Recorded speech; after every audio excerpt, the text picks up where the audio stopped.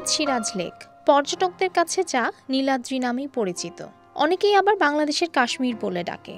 যে যাই বলুক, জায়গাটির প্রাকৃতিক সৌন্দর্যে যে কেউ মুগ্ধ হতে বাধ্য, এতে কোনো সন্দেহ নেই। চমৎকার নীল পানি, ছোট বড় টিলা আর পাহাড়ের সমন্বয় এই লেককে করেছে অপার্থিব সৌন্দর্যের অধিকারী।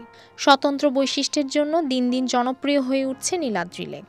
দেশকাল ভিডিওর আজকের পর্বে আমরা জানব নীল পানির মায়াবী নীলাদ্রি লেক সম্পর্কে। প্রথমেই নীলাদ্রি লেকের পিছনের ইতিহাস জেনে নেওয়া যাক।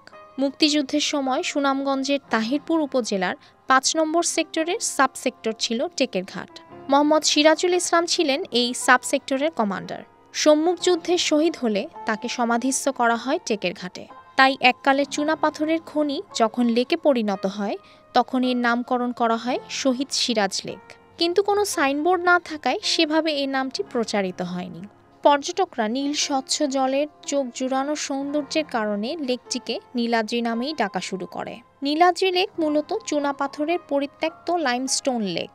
সুনামগঞ্জের তাহিরপুরের এই লেকটি গত ৩ বছরে খুব জনপ্রিয় হয়ে উঠেছে।